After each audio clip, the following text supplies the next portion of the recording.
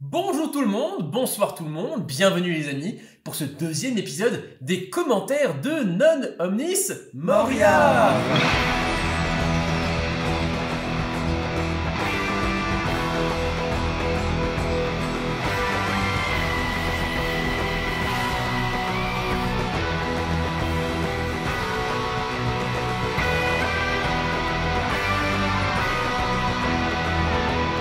Le premier épisode vous a beaucoup plu.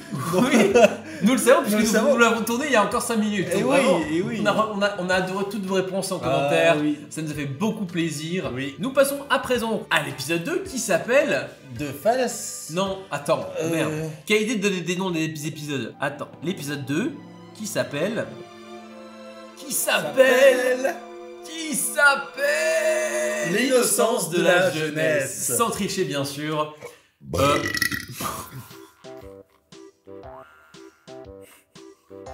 L'innocence de la jeunesse. Ça va Spotify. Ça va Spotify. On a oublié de faire notre intro. C'était un bruitage, hein, c'était un bruitage. Ah oui, c'est... Jacqueline, Florence vient voir. Allez, ça commence bien les amis.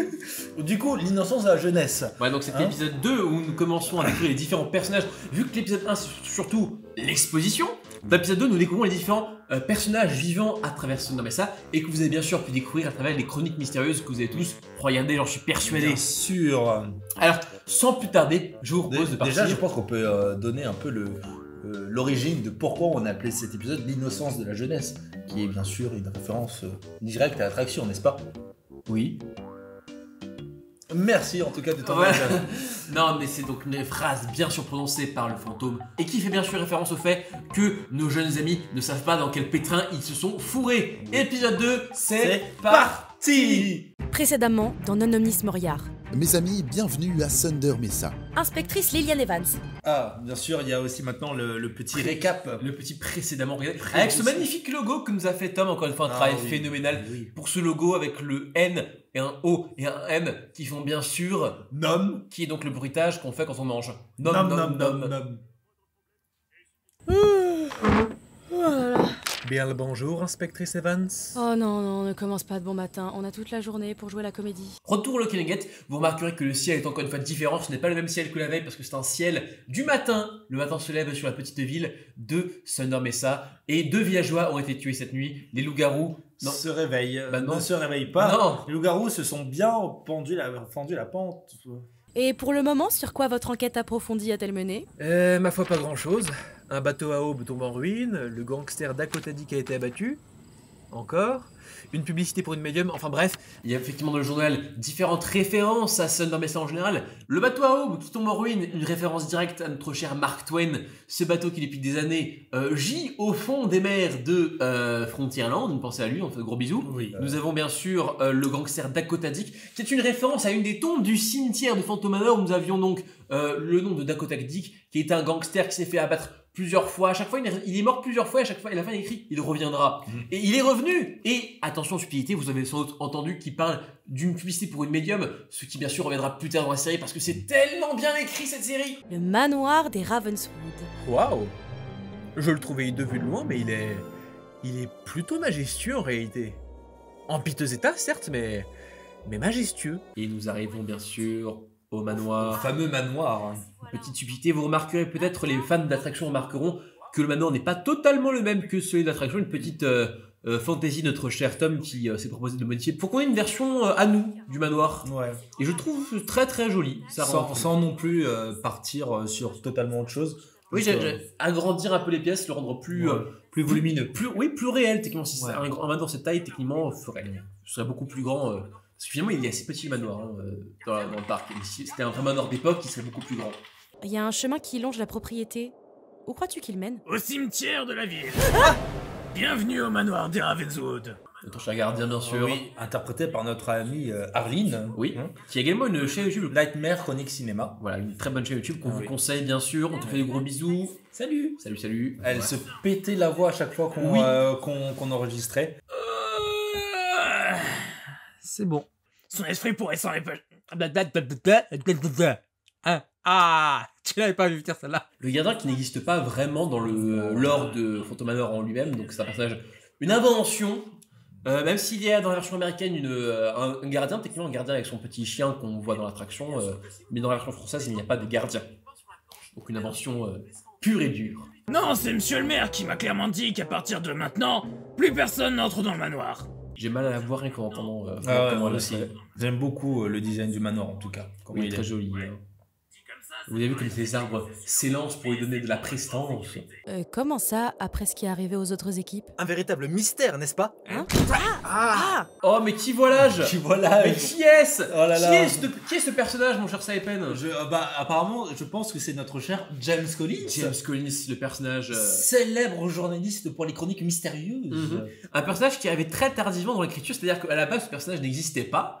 Parce que donc notre ami James ici présent devait jouer le rôle de Monsieur Paradis. Sauf que du coup, comme on l'a dit précédemment, lorsqu'on a entendu Nathan, on s'est dit bon, on a Monsieur Paradis, qu'est-ce qu'on fait de ce Gugus? Et je me suis dit qu'est-ce qu'on peut faire? Et il y a eu pendant la période de réhabilitation à Phantom Manor, dont je vous ai déjà parlé dans l'épisode précédent, ils ont installé devant l'entrée d'attraction un point photo, une sorte de petite machine où on pouvait se prendre en photo et s'intégrer derrière, s'intégrer sur une espèce de fond vert, le manoir, qui était tenu par un journaliste du nom de James Collins. Dans l'histoire, c'était un journaliste qui venait de Thunder Mesa pour le coup, pour prendre en photo les facétieux revenant du manoir. Et je me suis dit, bah écoute, on a un journaliste, c'est plutôt intéressant et on peut faire des trucs sympas avec lui. Donc James Collins est apparu. Oui. Et je me suis rendu compte que le personnage avait un pot de potentiel en dehors de Non-Nonis Moral, c'est-à-dire qu'il a servi pour la promotion de la série, avec les Chroniques Mystérieuses, qui est le nom du journal qui tient dans le lore officiel qu'on pouvait voir en tout cas affiché sur à l'entrée de l'attraction à l'époque, pendant la réhabilitation. Qu'est-ce que tu pourrais dire sur ta façon dont tu as approché le personnage, ce personnage si important pour l'histoire? En tout cas, de ce que tu m'avais dit, je me souviens la première fois que tu m'as parlé de James Collins, tu m'as dit, je me suis inspiré de toi pour ses répliques et tout. Oui, pour que ça corresponde le plus à tu m'as juste dit, James Collins c'est toi, donc dans la façon de parler, après il fallait aussi... qu'il ait un côté... J'avais beaucoup... Je m'étais aussi inspiré du personnage de Earl Bailey, qui était un personnage de RPZ, parce qu'on était à cette période-là, en 2021, bien sûr. Ouais, c'est vrai. Qui est un journaliste assez... L'information n'attend pas, il faut aller, go. Donc, du coup, il y avait cette inspiration où quand il parlait, il allait assez vite et tout. Voilà, il était très énergique. C'est un bon gars, tu vois, il veut faire des trucs bien. Il est gentil, il est sincère, voilà. Toujours dans ce qu'il dit. Et c'est pour ça des Chroniques Mystérieuses que vous n'avez sans doute pas vu, je vous conseille d'aller les voir, c'est un vieux truc où du coup ça a teasé l'arrivée des différents personnages, où James Collins interviewait les différents personnages qu'on pouvait rencontrer dans la série, donc le gardien, le croque-mort, Monsieur Paradis, tout ça. Ouais. Et ça teasait quelques passages et quelques moments importants de la série. Et c'est là que le personnage est vraiment né finalement à travers ces différents épisodes. Et on pensait pas quand même que ce personnage prendrait un peu plus d'importance sur la chronique mystérieuse, tu vois, avec le petit teasing pour Non-Nonis Moral. Et puis, quand même, du fil en aiguille. Et en fait, surtout, James Collins, il me fallait...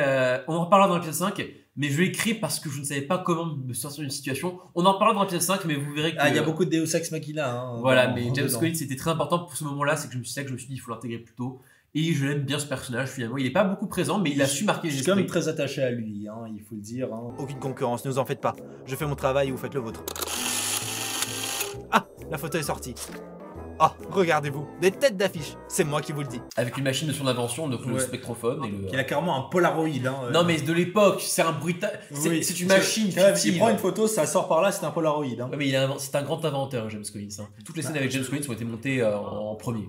En fait, également, dès qu'on avait enregistré les répliques, on a commencé à faire le montage. C'est le début.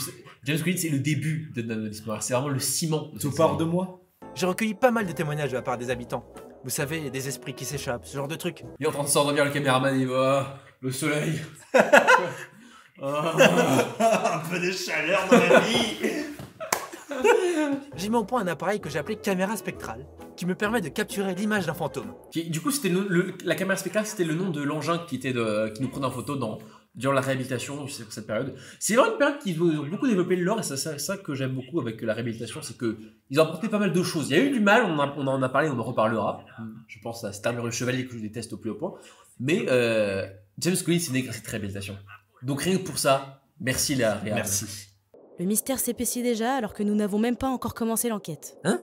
Ah non, mais moi je te parlais du trésor, Liliane. Le caméraman s'endort de plus en plus.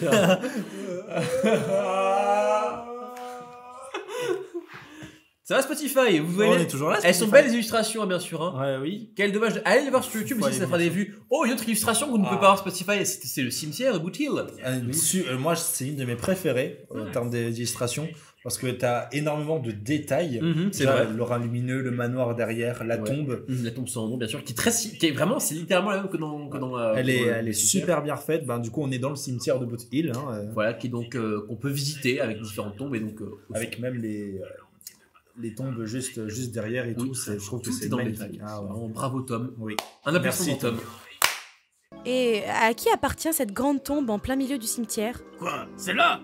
Oh, à personne. Comment ça, à personne? Donc effectivement, cette tombe sans nom qui a beaucoup marqué les esprits et qui est à l'origine de grand nombre de théories sur Phantom Manor, car effectivement, donc on a cette partie du cimetière qui est à part avec le cimetière des Ravenswood. Il devait y avoir également un mausolée au milieu qui a été coupé lors de la construction car ça coûtait trop cher. Et donc cette tombe sans nom qui n'a jamais vraiment eu d'origine expliquée. Et moi, je me suis toujours vraiment imaginé que c'était la tombe de Mélanie, mais Mélanie Mélanie dans le manoir. Comment ça tombe pour être extérieur? Et bien parce que c'est là où, vous avez vu la série, hein, son cœur se trouve à l'intérieur, c'est parce que dans l'attraction, quand tu visites le parc, tu entends effectivement le bruit d'un cœur qui bat dans la tombe. Qu'est-ce que c'est? Chut, chut, on dirait que ça vient de la tombe. Quoi? De la tombe son nom? Mais taisez-vous à la fin. La musique en fond, c'est une musique de la série DuckTales de 2017, sachez-le. Très bonne série, la bande de Picsou de 2017. oui. Un final à chier, vraiment, je suis désolé. Je l'ai même pas vu le final. Le final était pas terrible, hein, je suis Cette désolé. vidéo se transforme en critique de la série DuckTales. Elle est incroyable, cette série. Mais Intervention du croque-mort Notterville, fait interprété par Nicolas Valmont. Oui, il y a une chaîne Twitch qu'on va mettre quelque part en lien dans la exactement. description, sans doute allez le suivre bien sûr. peux c'est cliquer là. Également sur Spotify, est-ce qu'on peut cliquer sur Spotify? Non, je ne pense pas qu'on. Est-ce qu'on peut cliquer sur toi, Spotify? Cliquez. Donc, oui, du coup, le personnage de Notterville, qui lui est un personnage de l'attraction, du lore en général, parce qu'il a sa petite échoppe près des toilettes, des Phantom Manor, bien sûr, et qui était un personnage qui se baladait également dans la file d'attente en 92, qui se baladait qui mesurait les visiteurs avec son maître, bien sûr. Enfin, son maître. Son maître ruban. Pas son maître, oui, maître, oui, maître. Non. Et donc ce personnage assez cliché, mais qu'on aime toujours de croque-mort très froid. Qui fait des blagues sur les morts. Voilà, et donc là, Nico m'avait dit qu'il s'était inspiré de Germaine, de Monstre et compagnie, pour faire la voix. Razovski, vous n'avez pas remis votre rapport hier soir? Et non seulement votre présence ici n'est pas tolérée, mais votre attitude est loin d'être convenable. Tout va bien, Jérémia. À la base, Notterville devait apparaître juste dans cet épisode, et lorsque j'ai entendu la voix de Nico lors du casting, je me suis dit, mais on peut pas faire... Ce serait dommage de le mettre que dans un seul épisode. Oui, du coup, il est revenu. Mais je me suis dit, non, mais avec une voix comme ça, on peut aller plus loin. Ouais. Et je pense qu'on reverra Notterville par la suite. Je pense c'est pas la dernière fois qu'on a vu On n'a pas encore tout exploré avec lui. Vous, mieux que quiconque, devriez savoir pourquoi il n'est pas recommandé de s'approcher du cimetière, Monsieur Crump. Mêlez-vous de vos affaires, vous. Et qui est le nom également du méchant de Hatbox Ghost dans le film de Ça Hanté. me fait penser vraiment quand on est allé voir le film Le Meneur C'est Hanté vrai. l'année dernière. Quand tout d'un coup on a vu le nom Monsieur Crump, on s'est regardé Mais et tout. En fait, il y a une grosse partie du film où en fait, tu te rends compte que c'est un mec qui va récupérer 1000 âmes pour s'échapper. Dans le film, on s'est dit, merde alors. Bah oui. Qu'est-ce qu'on fait? Après, l'histoire n'est pas nous, c'est l'histoire de l'attraction, on n'y peut rien, mais. Mais il y a quand même beaucoup de moments où, même avec une blague avec Cléota dans le film, tu me disais, tu sais, dans le film, elle dit ça va vous coûter cher, et elle dit $3. Et toi, t'avais pensé à une même blague à mettre dans Oui. Et Et du coup, j'ai dû la couper. Oui. Parce qu'en fait, c'était trop similaire. Ouais. Exactement. Parce que je me suis fait avoir par les scénaristes américains. Ou alors parce que mon niveau. Est-ce que j'ai un niveau de scénariste américain? Je ne sais pas. Mais allez creuser un trou et jetez-vous-y dedans. Ça nous fera gagner du temps à tous, espèce de vieux débris. Pitoyable personnage. Pathétique démon. J'aime bien les personnages qui se détestent aussi. Parce que du coup, on peut les shipper plus facilement. Est-ce que vous aussi vous shippez le gardien et Notterville? Mettez-le en commentaire. Est-ce que vous shippez le maire et le shérif? Moi, je les ship. Mettez vos chips dans le commentaire. Ah, mais ma chère enfant, sachez que je connais le nom de chaque personne enterrée sur ces terres. Notterville sait bien des choses. Mais que sait-il d'autre? Clin d'œil, clin d'œil. Moi, je sais. C'est dans ma tête. Nous le savons. 1,65 m. En voilà un qui ne me coûtera pas trop cher en bois de chêne. Mais je ne vous permets pas.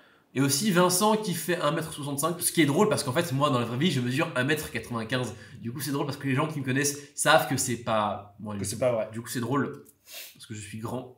Et c'est pas ma faute, alors que d'accord. pourtant, tu sais, les photos promo qu'on a mises sur Twitter, Instagram, tout ça, où t'es à côté de Liliane qui t'arrive à là. Oui, donc techniquement Liliane fait 90 cm bien sûr. Ouais, monsieur se la raconte parce que je suis le seul croque-mort de la ville et je suis hyper mystérieux, donc faut que je fasse peur aux gens, mais... Ça, on lui avait demandé de le refaire plusieurs fois, que ça sonne bien. Et vous pouvez être sûr que moi vivant, personne n'entrera dans la demeure des Ravenswood et personne n'en sortira. Personne n'en sortira. Hein? Personne n'en sortira. Ce qui est une référence à la nuit au musée. Oui. C'est vrai, hein. Oui, c'est vrai, oui. Et le plus important, ce qu'il ne faut jamais oublier, c'est que rien ne doit entrer ici, ni en sortir. En sortir? Bonne journée à vous. Et ce ne fut pas un plaisir. Au revoir Arline, on t'aime. On t'aime Arline. Bisous. Allez vous abonner à sa chaîne, lien en description. La plupart des témoignages parlent d'apparitions et de phénomènes autour du manoir, mais uniquement à la nuit tombée. Tu sais ce que ça veut dire? Que la nuit va être longue, c'est ça? Ah, les effets comiques. Là, on voit la silhouette de nos deux protagonistes. Effectivement, qui est à gauche, qui est à droite. Libre à vous de penser qui est qui. Apparemment, j'ai un chapeau. C'est une liberté qu'a pris Je Tom. pensais que ce serait plus Liliane. Tom m'a mis un chapeau. Il m'a mis un chapeau de cow-boy, rappelle-toi, dans l'épisode 5. C'est vrai. Oui. qu'il t'a mis un chapeau. Mais j'aime bien, hein. J'aime bien. Donc une nouvelle illustration. Très très jolie. Alors, c'est la même que jour. C'est la même, mais dans le Dans le noir. noir. Tu feras quoi quand on aura tout cet argent en poche? Oula, plein de choses. Écoute, par où commencer? Si, déjà, j'achèterai une vraie belle maison à ma mère et mes sœurs. Ah, Vincent a une famille. Eh oui. Liliane n'en a pas. Eh non. Si ce n'est Vincent. Est-ce que avoir cette famille Vincent, ne lui suffit pas? On en reparlera un jour. Un jour. Mais pour moi, voyager, je pense. Rencontrer des gens d'un peu partout, explorer de nouveaux horizons, loin de New York. Donc on a le côté plus aventureux de Liliane qui ressort, où elle veut réellement... Mais en même temps, moi, dans la vraie vie, je suis le comic relief de ma propre vie. C'est pour ça que je me suis mis en personnage un peu secondaire. C'est que moi, dans la vraie vie, je fais des blagues. Je suis votre personnage secondaire. Du coup, on est deux comic relief dans la vie de tous les jours. Oui, on est vos comic relief Nous préférés. sommes vos troubadours. Non, mais si ça se trouve, j'ai dû rêver. Il est tard, je suis fatigué. Oh, la lumière s'est éteinte. Effectivement, merci Oui, Liliane. merci Liliane pour ces informations. On a besoin, c'est une série audio. Ça va Spotify? Vous voyez toujours pas les illustrations, hein? Vous avez vu l'ombre passer devant la lumière? Non, là, juste là, tu vois ce que je vois là, j'hallucine pas quand même. Oui, mais est-ce que ce sont des yeux? Ah oui, C'est vrai. c'est vrai qu'il y a des yeux. Mais Spotify, ça, tu ne peux pas le voir. Mais Du coup, il il y a deux petits points rouges. Même moi, ça me fait peur. Là, j'ai peur parce que j'avais oublié ce détail. Mais moi, ça me stresserait. Hein. J'ai vu. Animation encore. Avec le rire du fantôme, qu'on entend pour la première fois dans la série. Oui, effectivement, vous pouvez également entendre quelques bruitages qui viennent du cimetière dans lui-même. Oh, des effets spéciaux. Donc là, moi, un effet que j'aime énormément. C'est quand même bien fait. Donc effectivement, pour nos amis de Spotify, nous avons donc des lumières qui sortent du manoir. Et donc ce sont donc les esprits qui s'échappent du manoir, une petite illusion de Madame Leota pour attirer nos chers amis vers la suite de leur aventure. Donc là, on a entendu, je crois, des petites bribes de flashback qui seront importants dans le prochain épisode. À la recherche de la vérité et accompli ta destinée. Mais qu'est-ce que... On parlera plus de Madame Leota dans le prochain épisode. Oui. Parce qu'on a quelques petits trucs à dire sur Madame Leota, bien sûr. Qui est très importante dans notre histoire. Hein. Ouais, et sur son interprétation incroyable par Flood, qu'on embrasse bien sûr. On t'aime. Gros bisous. Ok. Bon, reprenons nos esprits. Ah, des esprits. C'est drôle, hein? C'est drôle, Des esprits farceurs. Mais c'est incroyable! Des siècles de théories et de recherches sur la vie après la mort, et on vient de se faire attaquer par des fantômes! Ha! On a bien fait de venir, hein? Ça, c'était la scène dans le casting. C'est la scène que j'ai demandé aux gens de jouer pour le rôle de Liliane. Donc, c'est donc sur cette scène que Shirley a été jugée et a été sélectionnée, bien sûr. Oui. Donc, bravo à toi. Et oui. Le début d'une belle amitié. C'est ridicule, allez viens. Vincent Arthur Baxter, tu vas t'arrêter maintenant! Monsieur Baxter, Vincent Arthur Baxter. Arthur! Pourquoi Arthur? Parce que nous avions dans le lore, dans une des versions avortées de Phantom Manor, à l'origine par les Imagineurs, il y avait donc Henry Ravenswood avait un frère du nom de Arthur Ravenswood, un personnage qui a été coupé pour ne pas rendre l'histoire trop compliquée. On en reparlera pas, en fait. Non, on reparlera Mais pas. sachez qu'au bout d'un moment, il y avait une histoire d'un frère. Je sais plus tous les détails. Une moi, de mon histoire un côté. peu glauque quand même, faut l'avouer. C'est pas la même. L'histoire du mariage incestueux, c'est une autre histoire dont on reparlera un jour par contre. Peut-être. Je crois que nous devons trouver une certaine Madame Léota. Ça te dit quelque chose, ça, Madame Léota? Ah, bah voilà, Madame Léota, là, on annonce. Ça veut Teasing, parce que là, les fans d'attraction ont un teasing de Waouh, Madame C'est Léota, enfin, elle est elle là. arrive, c'est le personnage Non. d'attraction. Et les gens qui connaissent pas sont en mode Mais qui est Madame Léota? Pa, pararam, pam, pam. Et voilà. C'était C'était. C'était bien. C'était bien. C'était très très bien. Oui. Mais c'était également l'épisode 2 de Nonanis Moraire. Nous nous retrouverons très bientôt pour l'épisode 3, Oui. la suite de nos aventures en compagnie de nous. De nous et peut-être d'autres personnes, qui sait. Merci de nous avoir suivis. À très bientôt. Et à très bientôt. Au revoir Salut, YouTube, au revoir Spotify, Au revoir Spotify. bisous à toi. Salut. Attention sur la route.